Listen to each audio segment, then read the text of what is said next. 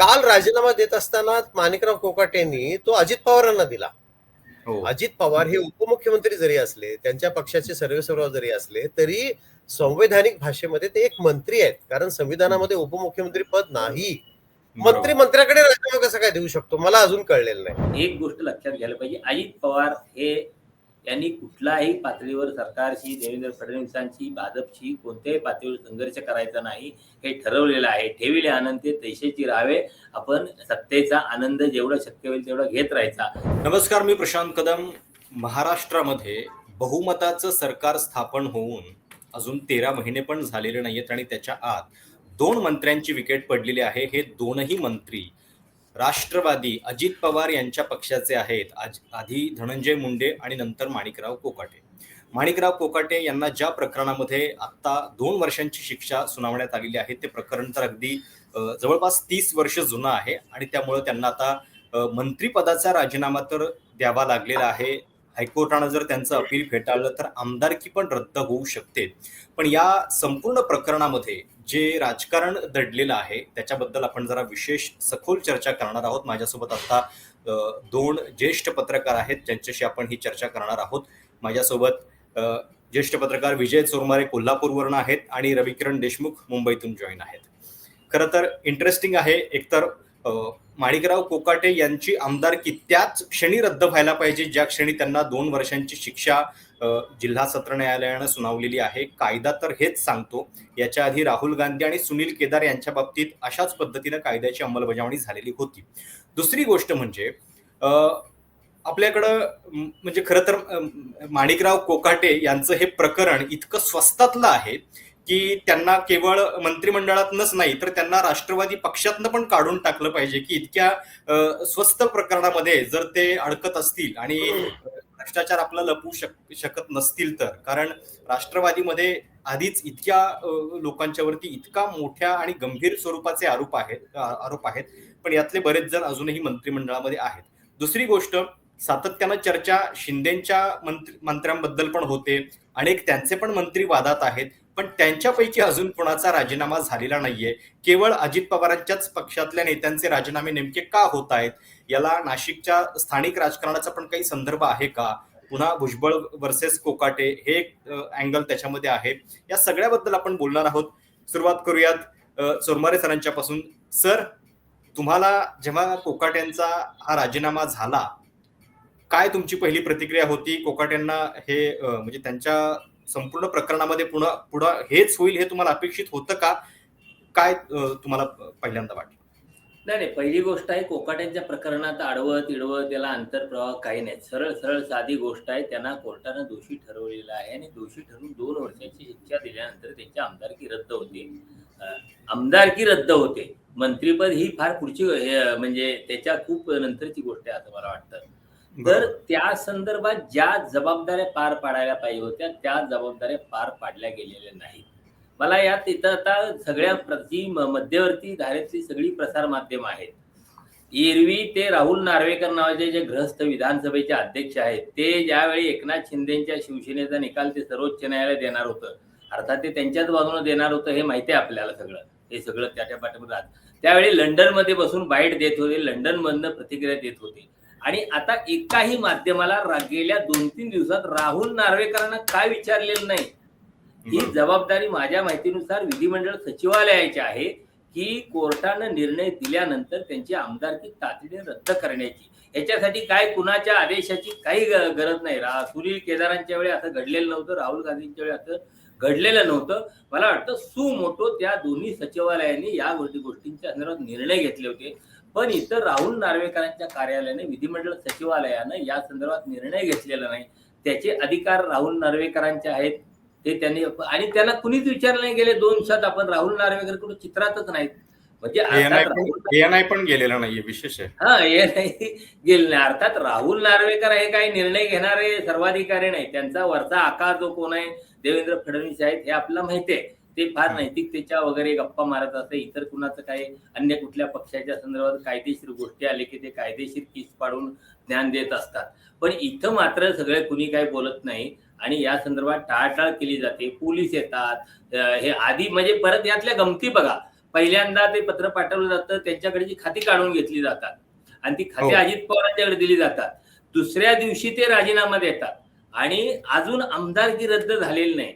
म्हणजे हे हे हजं करून घ्यायला लागलेत म्हणजे हे कळत नाही. म्हणजे इतक्या सरळ साध्या स्वच्छ गोष्टींच्या मध्ये म्हणजे आज हायकोर्टाचा निकाल आहे, हायकोर्टात काय निर्णय होईल याची वाट बघतायत काय. पण मला वाटतं हे फार चुकीच्या पद्धतीने चाललेलं आहे. हे सरकारच्या पातळीवर, विधिमंडळ सचिवालयाच्या पातळीवर म्हणजे घटनात्मक संस्थांच्या ठिकाणी जी माणसं बसलेत ती माणसं आपलं कर्तव्य नीट पार पाडत नाही हे यातनं मला दिसतं. सुरुवातीलाच तुम्ही खूप महत्वाचा कायदेशीर प्रश्न उपस्थित केलेला आहे. आपण तोच प्रश्न पुढे घेऊन जाऊ रवी सरांच्याकडे. सर, हे अशा पद्धतीचं नोटिफिकेशन काढणं की त्यांची खाती काढली गेलेली आहेत, ते बिनखात्याचे मंत्री आहेत, मुळात ते पण खरं तर कंटेम्प्ट ऑफ कोर्ट ठरू शकतं. कारण ज्या क्षणी ही ऑर्डर आलेली आहे त्याच क्षणी ते आमदार सुद्धा राहत नाहीत जोपर्यंत हायकोर्टाची त्यांना स्थगिती मिळत नाही. जर कायदा इतका सुस्पष्ट आहे तर त्याच्यानंतर सुद्धा राज्याचे कारभारी त्यांना बिनखात्याचे मंत्री म्हणून जाहीर करतात. हे डॉक्युमेंट सुद्धा खरं तर लिगली म्हणजे टिकू शकत नाही. इतक्या म्हणजे अगदी सरळपणे हे कसं काय हे सगळं घडू शकतं? याच्यात एक साधा सोपा, जसं सोरमारे सरांनी पण सांगितलं, त्यात मी थोडंसं आणखी ऍड करतो की ज्या क्षणाला न्यायालयाचा निकाल येतो त्या क्षणाला ती जागा रिक्त झाली असं गृहीत धरलं जातं. राजभवनचाही रोल ह्याच्यामध्ये खूप महत्वाचा आहे, कारण विधिमंडळ स्वतःच्या अधिकारात नोटिफिकेशन काय काढतं की ही जागा रिक्त झाली. ती जागा रिक्त झाली एवढंच नोटिफिकेशन काढायचं त्यांना आणि ते राजभवनला विश्वासात घेऊन काढायचंय. राज्यपालांची संमती त्याला आवश्यक आहे. तर बाकी ते आमदारकी रद्द करणं हा प्रकार नाहीये इथे. आमदारकी रद्द होते, निकालानेच रद्द होते. बरोबर. यात विधानसभा अध्यक्षांना मी रद्द करत आहे असं लिहायची गरज नसते. मी माझ्या अधिकारात आमदारकी रद्द करतो हेही त्यांनी लिहिणं अपेक्षित नाही त्या फाईलवर. त्यांनी फक्त न्यायालयाच्या निकालानंतर ही जागा रिक्त झाली आहे असं नोटिफिकेशन तयार करायचं, ते राजभवनला पाठवायचं, राज्यपालांची संमती घ्यायची, ते प्रख्यापित करायचं. एवढाच रोल आहे. तरी सुद्धा आपल्याकडे काय झालंय की अनेकांना असं वाटतं की याच्यामध्ये परवानगी लागते, अमकं लागतं, तमकं लागतं. हा प्रकारच नाही आहे याच्यामध्ये.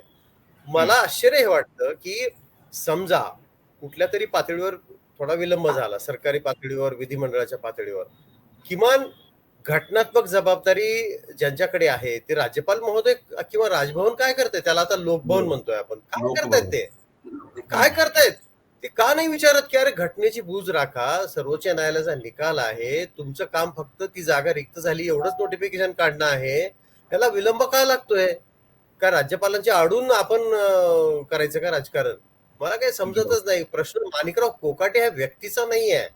प्रश्न सर्वोच्च न्यायालयाने दिलेल्या आदेशाचा एखाद्या लोकप्रतिनिधीच्या बाबतीत सुनावलेल्या शिक्षेच्या बाबतचा आहे. आज माणिकराव असतील, उद्या कोणी XYZ असेल. मला आश्चर्य वाटतं की, आणि बरं तो आधीचा मुद्दा जो प्रशांत तू काढला होता की त्यांचं खाते बदल काय, ते बाकीचं काय, ह्याला आजच्या क्षणाला काही अर्थ नाही. ही सरकारची पश्चात बुद्धी आहे की आम्ही खातं काढलं, मग आम्ही त्यांचा राजीनामा घेतला. अहो, तुम्ही राजीनामा नाही घेतला तरी त्यांचं नैतिकतेच्या आधारावर त्यांचं सदस्यत्व रद्द झालं, तुम्ही कसे काय त्यांना मंत्री ठेवणार आहात? ही तर औपचारिकता झाली ना. आपण मूळ गोष्टीतच अजून गल्लत करतोय की आता ते हॉस्पिटलमध्ये आहेत. कोणी सांगितलं ते हॉस्पिटलमध्ये आहेत म्हणून बाकीच्या गोष्टी थांबवायला? कुठल्या कायद्याने त्या थांबवल्या जाऊ शकतात? त्या कायद्याचं कलम कुठलं आहे तेवढं सांगा की अमुक एक कायदा आम्हाला प्रतिबंधित करतोय की ते हॉस्पिटलमध्ये ऍडमिट आहेत म्हणून आम्ही हे नोटिफिकेशन काढू शकत नाही. असं कुठं म्हटलंय? हे इतकं सोपं आहे. तरी पण काय असतं की शेवटी कायदा सर्वांसाठी समान असतो हे म्हणायला ऐकायला खूप गोड वाटतं, छान वाटतं, पण तो काही लोकांसाठी अधिक समान असतो. असंच आहे ते. असंच आहे. जॉर्ज ऑरवेलचं वाक्य आहे, ऐतिहासिक वाक्य. तसंच चाललंय आता. राजकारणाची व्यक्ती बघून, त्याचं महत्व बघून वागण्याची पद्धत रूढ झाली आहे. तो काळ गेला जेव्हा नियम आणि कायद्याची कडे जास्त लक्ष होतं आणि व्यक्ती कोण आहे पाहिलं जात नव्हतं. हा एवढाच फरक आहे प्रशांत. मला वाटतं हे दोन्ही मुद्दे मला वाटतं स्पष्ट करतील. बरोबर. नाही, राजभवनासोबत मग तिसरा दिवस आता होत आलाय, तर विरोधकांनी सुद्धा याच्यावरती रान उठवायला पाहिजे होतं. ज्यांच्या पक्षाच्या नेत्याची आमदारकी गेलेली आहे त्या पक्षानं सुद्धा या संदर्भात तातडीनं कारवाया करायला पाहिजे होत्या. त्या पण होताना दिसत नाहीये त्याच्यामध्ये. त्याच्याकडे आपण नंतर येऊ. पण चोरमारे सर, याच्यातला अजून एक मुद्दा हा आहे की आता वर्षच झालेलं आहे नुकतं, अगदी 12-13 महिने झालेले आहेत आणि त्याच्या आत 2 मंत्र्यांची विकेट पडलेली आहे. दोनही मंत्री अजित पवारांच्याच पक्षाचे आहेत. खरं तर वादात असलेल्या, भ्रष्टाचाराच्या आरोप असलेल्या नेत्यांची रांग खूप मोठी आहे, पण तिकडे कारवाई झालेली नाहीये. कोकाटेंच्या बाबतीत हे प्रकरण अचानकपणे इतका वेगानं घडलं. नाही नाही, मला यात काय फार मला वेगळं काही दिसत नाही. कारण मग सुरुवातीला तुम्ही जो उल्लेख केला प्रशांत, की शिंदेचे अनेक मंत्री वादात होते, पण त्यांना काय झालं नाही. अजितदादांच्या पक्षाचे जे 2 मंत्री आतापर्यंत वादात सापडले ते अत्यंत तीव्र टोकाच्या अशा वादात सापडले. त्यांच्या संदर्भातले मुद्दे अत्यंत गंभीर आहेत. म्हणजे कोकाटेंचा मुद्दा तर सरळ कायदेशीरच आहे. म्हणजे त्यात कुणाला तिथं आधेमध्ये कुणालाही पक्ष नेतृत्वाला, सरकारच्या प्रमुखाला तिथं काही संधी नाही. तो सरळ कायदेशीर मुद्दा आहे. ते अतिशय छोटी गोष्ट, म्हणजे 30 वर्षापूर्वी केलेली त्यांच्या दृष्टीनं फार छोटी गोष्ट आहे. म्हणजे हे खोटं प्रतिज्ञापत्र देऊन घरं घेतलेले जर असं जर काढायचं झालं तर महाराष्ट्रात पत्रकारांच्या पासून अनेक शेकडो लोक सापडतील की खोटं प्रतिज्ञापत्र देऊन ह्याची घरं घेतले. त्यामुळं तो प्रतिज्ञापत्र पण म्हणजे ईडब्ल्यूएस साठीच दिलेलं आहे आणि प्रेक्षकांच्या माहितीसाठी सांगायला पाहिजे की हा माडाचा फ्लॅट मुंबईतला पण नाहीये, तो नाशिक मधला आहे. तर त्यामुळं ते असे रक्तात पडून जखमी म्हणतात ना एखादा, म्हणजे तसं ते माणिकराव कोकाटे हकना 30 वर्षापूर्वीच्या एका प्रकरणात गेलेत. अर्थात अशा पद्धतीनं भ्रष्टाचाराचं कुठल्याही समर्थन होता कामा नये.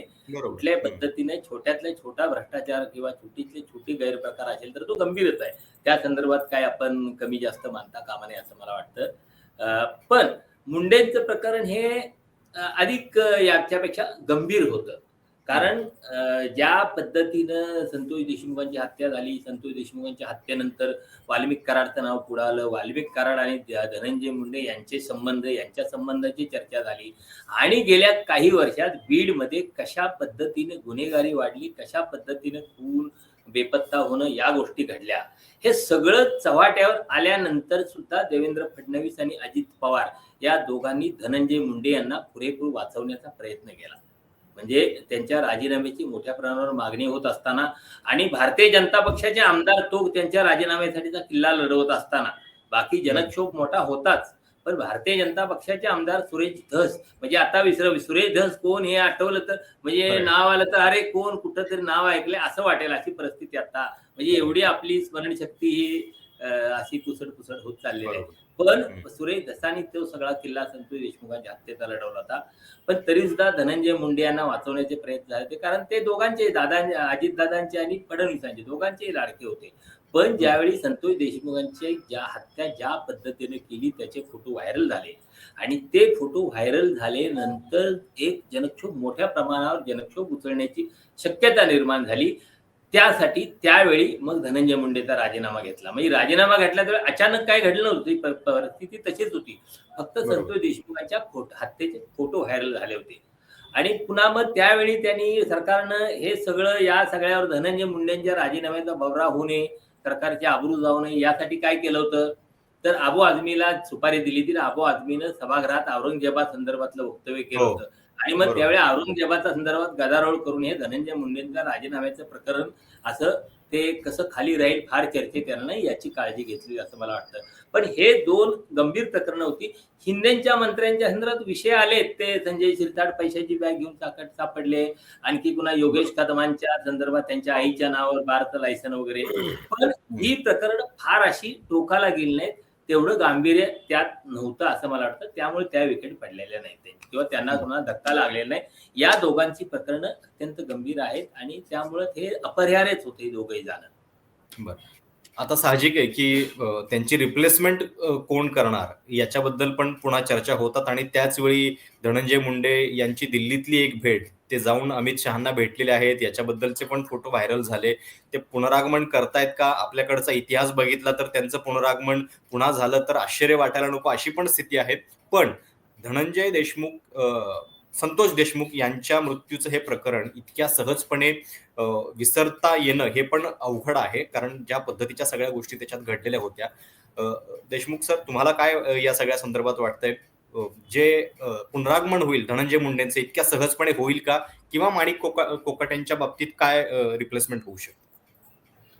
राष्ट्रवादी काँग्रेसची एकूणच अडचण झालेली दिसते अजित पवारांची. त्यांच्या नेतृत्वाखालचा जो गट आज अधिकृत राष्ट्रवादी म्हणून या सरकारसोबत सामील आहे, त्या सरकारसमोर चॉईसेस फार कमी आहेत असं दिसायला लागलेलं आहे. कारण एकतर आपण बघतो की आमदार खासदार करताना सुद्धा या पक्षाला विशिष्ट अशी व्यक्ती किंवा त्यांच्या नात्यातलीच लोक लागतात. बाहेरच्या कार्यकर्त्यांना अभावानच हे पद मिळतंय. हे एक पहिली अडचण आहे. दुसरी गोष्ट, मंत्री करताना सुद्धा चॉईस खूप कमी आहेत. मंत्री करताना केवळ एक चांगला चेहरा म्हणून कुणाला करता येत नाही, कारण तो पक्ष वाढवेल का, त्याच्या मागे वोट बँक आहे का, काही जिल्ह्यांची जबाबदारी तो घेऊ शकेल का, आपल्या बरोबर. पक्षासाठी तो पुढे भाग काय करेल कमी, हे सगळं बघावं लागतं. ते करताना राष्ट्रवादी काँग्रेसला खूप मर्यादा येत आहेत. मला तर आश्चर्य वाटलं की धनंजय मुंडे यांना अमित शहाची भेट मिळाली. अमित शहा हे देशातले सर्वात व्यस्त राजकारणी असतील असं माझं मत आहे. कारण त्यांचा एक एक मिनिट महत्वाचा आहे. केंद्रीय गृहमंत्री आहेत, भाजपाचे अध्वर्यू आहेत ते. आज भाजपच्या प्रत्येक निर्णय प्रक्रियेत त्यांचा वाटा महत्वाचा असतो. त्यांचा एक एक मिनिट महत्वाचा असताना धनंजय मुंडेंना त्यांची अपॉइंटमेंट मिळते, ते भेटतात. आणि केवळ तर खासगी भेट नाही, गुप्त भेट, त्याचा फोटो व्हायरल होऊ दिला जातो, म्हणजे म्हणजे पब्लिक. ही भेट घालून देणाऱ्यांचा उद्देश काय होता, हा पहिला मुद्दा आहे. काय उद्देश होता? धनंजय मुंडे यांच्या बाबतचे सगळे प्रवाद मिटलेत का? धनंजय मुंडे वादग्रस्त ठरले, त्यांच्या बाबतीतली सगळी प्रकरणं शांत झाली आहेत का? कशावरनं झाली आहेत? सगळ्या चौकशा संपल्यात का? कृषी खात्यामध्ये अनेक त्यांच्याबद्दल आरोप झाले, ते आरोप सामाजिक कार्यकर्त्यांनी केले, वृत्तपत्रांमधून आले, ते सगळे संपले का? त्याच्या चौकशा संपल्या का? झालं. संतोष देशमुख यांची हत्या तर एक महाराष्ट्राच्या इतिहासातला एक सर्वात वाईट आणि काळाकुट्ट प्रकार आहे तो. म्हणजे माणुसकीला लाजवून आणि शर्मेनं मान खाली घालावी असं ते प्रकरण आहे. अशा प्रकरणामध्ये आजही साधा जामीन नाही मिळत आहे आरोपींना. याचा अर्थ त्या प्रकरणामध्ये किती गांभीर्य आहे बघा, की न्यायालयाला सुद्धा म्हणजे असं वाटतं की ही लोक बाहेर नको आहेत, समाजात मिसळता कामा नयेत ही लोक. म्हणजे असल्या प्रकरणात अजून काही झालेलं नसताना, जिथल्या तिथं असताना मग धनंजय मुंडेंना कुठल्या आधारावर ह्या सरकारमध्ये पुन्हा स्थान मिळू शकतं, हे म्हणजे ते राजकीय कौशल्यच आहे. म्हणजे जर खरंच झालं, कारण राजकारणात आता अशक्य काहीच राहिलेलं नाही, कुठलीही शक्यता आहे. त्यामुळे त्यांना घेत असताना काय समर्थन दिलं जाऊ शकतं हे बघणं आवश्यक आहे. कारण एकेकाळी आपण असा तर्क लावला की ओबीसीचा एक अतिशय तरुण उमदा चेहरा, प्रभावी नेता, ओके, मग छगन भुजबळ आले ना त्यांच्यानंतर. छगन भुजबळ आज ओबीसीच्या प्रश्नावर सर्वात आक्रमक आहेत. सध्या गेले काही महिने ते आजारी असल्यामुळे जास्त बोलत नाही आहेत, पण जेव्हा जेव्हा ओबीसीचा काही प्रश्न येतो तेव्हा ते बोलतात. मग धनंजय मुंडे यांच्याऐवजी जर छगन भुजबळांचा समावेश झाला असेल तर मग धनंजय मुंडे यांना परत मंत्रिमंडळात घेत असताना नेमका निकष काय लावणार, हा तो कसा त्याचं समर्थन करणार, हा सगळ्यात महत्वाचा मुद्दा आहे असं मला वाटतं. राष्ट्रवादी काँग्रेस पुढची हीच अडचण दिसतीये. कशा त्या अडचणीतून ते मार्ग काढणार आहेत त्यांनाच ठाऊक. एवढंच या या मुद्द्यावर तरी बोलता येईल. मला वाटतं हाच मुद्दा विचारला होता ना तू प्रश्न? बरोबर. दुसरं नाही, काही नव्हतं. म्हणजे धनंजय मुंडे यांच्या परत येण्याची चर्चा पण आपण इतक्या सहजपणे करावी लागणं, हे सुद्धा खरं तर आपलं राजकारण काय लेवलला गेलेलं आहे हे दाखवतं. दुसरीकडे मला आठवते, बहुतेक त्यांचं जे पत्र होतं राजीनाम्याचं, त्याच्यामध्ये त्यांनी कारण प्रकृती अस्वास्थ्याचं दिलेलं होतं. म्हणजे या प्रकरणामुळे दिलेलं नव्हतं, म्हणजे त्याच्यात पण की बाबा या सगळ्या प्रकरणामध्ये माझ्यावरती जे आरोप होते ते जोपर्यंत म्हणजे मी क्लीन ठरत नाहीये तोपर्यंत मी बाहेर राहतोय वगैरे, असं काही नव्हतं त्याच्यामध्ये. त्यामुळं काय पुढे होतं हे बघावं लागेल. नाही, राजीनाम्याचं पत्र हा एक खरं तर हा चर्चेचा विषय आहे. याच्याविषयी एखाद्या कायदेशीर तज्ज्ञाला बोलावून प्रशांत तू चर्चा करायला हरकत नाही, की एखादा मंत्रिमंडळातला सदस्य राजीनामा कसा द्यावा, त्याचा काही नियम आहे का, त्याचा काही फॉर्मॅट आहे का? काय झालंय की अनिल देशमुखांना राजीनामा द्यावा लागला मागे. अनिल देशमुखांनी राजीनामा पत्रात लिहिलं होतं की माझ्या बाबतीत उच्च न्यायालयामध्ये असं असं हे प्रकरण. आपल्याला आठवत असेल जयश्री पाटील गेल्या होत्या, गुणरत्न सदावर त्यांच्या धर्मपत्नी. त्यांनी ती केस दिली होती, त्यात कोर्टाने काही ती हिअरिंग सुरू केली होती. त्यावेळी सरकारची पंचायत नको न्यायालयात म्हणून अनिल देशमुखांनी राजीनामा दिला. इथं हे पण म्हणतं ह्यांच्या सुद्धा राजीनामा पत्रात तेच म्हटलंय आपल्या कोकाटेंच्या, की न्यायालयीन प्रकरणात उद्भवलेल्या याच्यानुसार मी राजीनामा देत आहे. ठीक आहे, एक वेळ तेही मान्य आहे, पण प्रकृती अस्वास्थ्यामुळं वगैरे मला माहित नाही की हा फॉर्मॅटमध्ये बसतोय का, स्वीकारण्याजोगा असेल तर. बरं, याच्यात एक आपल्या सगळ्या प्रेक्षकांसाठी एक महत्वाचा मुद्दा मला मांडावा वाटतो. मला चोरमारे सर सुद्धा करेक्ट करू शकतात. काल राजीनामा देत असताना माणिकराव कोकाटेंनी तो अजित पवारांना दिला. अजित पवार हे उपमुख्यमंत्री जरी असले, त्यांच्या पक्षाचे सर्वेसर्वा जरी असले, तरी संवैधानिक भाषेमध्ये ते एक मंत्री आहेत. कारण संविधानामध्ये उपमुख्यमंत्री पद नाही. मंत्री मंत्र्याकडे राजीनामा कसा काय देऊ शकतो, मला अजून कळलेलं नाही. मंत्री मंत्र्याकडे कसा काय राजीनामा देऊ शकतो? आणि तो राजीनामा कव्हरिंग लेटरसह अजित पवार शिफारशीसह मुख्यमंत्र्यांना पाठवतात. जर जिथं ते पदच संवैधानिक नाही तर एक मंत्री दुसऱ्या मंत्र्याचा राजीनामा माझ्याकडे आलाय आणि मी तुमच्याकडे पाठवतोय, मला काही कळलेलं नाहीये. मुख्यमंत्री हे सरकारचे प्रमुख म्हणून राजीनामा त्यांनाच दिला पाहिजे, त्यांनाच ऍड्रेस केला पाहिजे की मी माझ्या पदाचा राजीनामा देत आहे वगैरे किंवा जे काय असेल ते. मला यात एक कळलेलं नाही की हे भानगड काय आहे. म्हणजे कधीतरी बोलतील त्या विषयावर ते, कारण ही लोक हे किती चुकीचं आहे हे. आणि सोबतच हे जे सगळं घडतंय याला उत्तर महाराष्ट्रातल्या राष्ट्रवादीच्या अंतर्गत राजकारणाचा काही पदर आहे का? म्हणजे भुजबळ आणि कोकाटे यांच्याबद्दल जी चर्चा होत असते, पुन्हा त्याच्यामध्ये जातीचा पण अँगल दडलेला आहे, काय तुम्हाला वाटतं? नाही, आता रविकिरणनी जो मुद्दा मांडला ना ते खूप इंटरेस्टिंग आहे. आता माझ्या पुढे इथं ते अजित पवारांची ही जी पोस्ट आहे ती इथं मी त्याच्यावर दाखवू शकतो. ह्याच्यावरची ती पोस्ट आहे. हा, ती त्यात सरळ त्यांनी माणिकराव कोकाटेने जो राजीनामा दिलाय तो माणिकराव कोकाटे दिलेला राजीनामा हा अजित पवारांच्याकडे दिलेला आहे. म्हणजे रविकिरणने जे सांगितले खरं आहे. आणि अजित पवारांनी मग ते आपल्या लेटरहेडवर तो मुख्यमंत्र्यांना देवेंद्र फडणवीसांच्याकडे पाठवलेला आहे. तर हा मुद्दा 100% म्हणजे याची चर्चा व्हायला पाहिजे की असं पक्षाचे अध्यक्ष म्हणून त्यांच्याकडे राजीनामा देणं, मी राजीनामा हे समजू शकतं, पण मंत्रिपदाचा राजीनामा हा त्यांनी मुख्यमंत्र्यांनाच ऍड्रेस करायला पाहिजे किंवा राज्यपालांना ऍड्रेस करायला पाहिजे. मला वाटतं बरोबर आहे ना रविकिरण? आधी मुख्यमंत्र्यांना दिला पाहिजे आणि मुख्यमंत्री कव्हरिंग लेटर राज्यपालांना विनंती करतात की अमुक एक मंत्र्यांनी माझ्याकडे राजीनामा दिलाय, आपण तो मंजूर करावा, कारण घटनात्मक प्रमुख म्हणून राज्यपाल नोटिफिकेशन काढायला सांगतात. बरोबर आहे गव्हर्नमेंटला. हो, हा. तर मला वाटतं असं घडलेलं आहे. तर उपमुख्य अजित पवारांच्याकडे राजीनामा दिलेला, अजित पवारांनी आपल्या लेटरवर उपमुख्यमंत्र्यांना कळवलंय की असं यांचा राजीनामा मंजूर करा. म्हणजे हे सगळा काय पोरखेळ चाललेला आहे, ह्यांना कायदे कळत नाहीत. इतकी वर्ष सत्तेत आहेत ही मंडळी, म्हणजे ही काही नवीन सत्तेत आले त्यांना बाबा माहिती नाही त्यामुळे गडबडीत लिहून दिला, हाताने लिहून दिला असं नाही. अनेक वर्ष सत्तेत असलेली मंडळी आहेत ही वेगवेगळी सगळीच. तर त्यांना हे ज्या साध्या प्रथा, साधे संकेत माहिती नसतील तर मग कठीण गोष्ट आहे ना सगळं. त्यामुळे या गोष्टीचं म्हणजे हे सगळं सत्ता, राजीनामा, हे सगळ्या गोष्टी किती हे लाईटली घेत आहेत ना, हे यातनं सगळ्यात आपल्याला दिसून येतं. हे म्हणजे या सगळ्या गोष्टी ज्या आहेत म्हणजे ह्याला काय एक संविधानिक अधिष्ठान आहे, काही कायदेशीर गोष्टी आहेत, काही घटनात्मक गोष्टी आहेत, याचं भान किंवा जाण अजिबात काही नाही. असं म्हणजे माझा शब्द म्हणजे काळ्या दगडावरची रेग हे आहे ना, तशा पद्धतीने हे आहे. तर हे मला वाटतं हे एकूणच हे सरकार चालवण्याच्या बाबतीत, राज्य करण्याच्या बाबतीत हे गंभीर मंडळी नाहीत असा यातनं मेसेज जातो असं मला वाटतं. सर, दुसरा प्रश्न तो भुजबळांच्या बद्दलचा. हा, आता हे बघा, मला आता नाशिक संदर्भातला एक गोष्ट समजत नाही की आता हे सरकार सत्तेवर आल्यानंतर किंवा आधीपासून एक फॉर्म्युला असा होता, पालकमंत्र्याच्या संदर्भात आपण बोलू म्हणजे त्या अनुषंगानं मग सगळ्याच गोष्टी त्यात येतील की ज्या जिल्ह्यात ज्या पक्षाचे आमदार जास्त त्या पक्षाचा पालकमंत्री, असं एक साधारण सूत्र आहे सगळ्या सरकारमध्ये. नाशिक जिल्ह्यामध्ये राष्ट्रवादी काँग्रेसचे अजितदादांच्या पक्षाचे आमदार जास्त आहेत. स्वाभाविकपणे नाशिकचं पालकमंत्रीपद त्यांच्याकडे जायला पाहिजे होतं, पण ते त्यांच्याकडे दिलं नाही. तिथं गिरीश महाजनांची घोषणा केली, भाजपच्या याची घोषणा केली आधी, त्याला नंतर स्थगिती दिली. आणि त्याच्यावर दावा कोण करतोय? एकनाथ शिंदेचा पक्ष दावा करतोय. बघा गंमत. आणि ज्या पक्षाचे जास्त आमदार आहेत, अजितदादांचा पक्षानं आतापर्यंत नाशिकच्या पालकमंत्री पदावर दावाच केलेला नाही.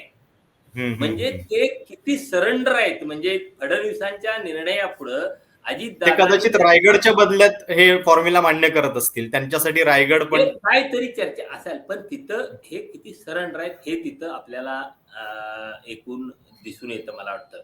कारण आता माहिती आहे, म्हणजे गृहीतच आहे की बाबा कुंभमेळा होणार आहे, कुंभमेळ्यासाठी कोट्यवधींचा निधी येणार आहे, तर ती सूत्र देवेंद्र फडणवीसांच्या हातात असायला पाहिजे, देवेंद्र फडणवीस म्हणजे गिरीश महाजनांच्या हातात असायला पाहिजेत, मग ते भाजपचाच असायला पाहिजे, हे त्यांनी गृहीत धरलेलं आहे. एकनाथ शिंदेने आता मान्य केलं नाही. एकनाथ शिंदेचा पक्ष त्यासाठी संघर्ष करतोय, हे लक्षात घ्यायला पाहिजे. आता पुन्हा तिथं भुजबळांना मंत्रिमंडळात का स्थान दिलं नाही? कारण त्यांनी ज्या पद्धतीनं मराठा आंदोलनाच्या काळात एक आक्रमक भूमिका घेतली, त्यामुळे अजितदादा अनेकदा अडचणीत आले. मला वाटतं त्याची शिक्षा म्हणून त्यांना बाजूला ठेवलेलं असावं. पण भुजबळ ही शेवटी अशी गोष्ट आहे की कुठेही असले तरी जेवढे बाजूला असतील तेवढं त्यांचं उपद्रव मूल्य अधिक असतं आणि ते तेवढे आक्रमक असतात. आणि त्यामुळे मग नाईलाजानं मुंडे गेल्यानंतर त्यांना भुजबळांनाच घ्यावं लागलेलं आहे तिथं बरोबर. अजितदादांना. हेही आपल्याला लक्षात घ्यावं लागतं. आणि माणिकराव कोकाटे मराठा समाजाचे असले तर तो नाशिक जिल्ह्याच्या दृष्टीनं पुन्हा महत्वाचा भाग आहे तो. कारण जे मराठा ओबीसी संघर्ष ज्या महाराष्ट्रातल्या फार मोजक्या जिल्ह्यांच्या मध्ये आहे मराठवाड्यात, आणि त्यातला नाशिक हा जिल्हा एक आहे जिथं मराठा आणि ओबीसी यांच्यातले संबंध आहेत ते अतिशय टोकदार आहेत. तिथं संघर्ष बऱ्यापैकी आहे. त्यामुळे मला वाटतं तिथल्या मराठा समाजाला चुचकारण्याचे प्रयत्न माणिकराव कोकाटेंना मंत्रिपद देऊन त्यांनी अजितदादांनी केलेले होते.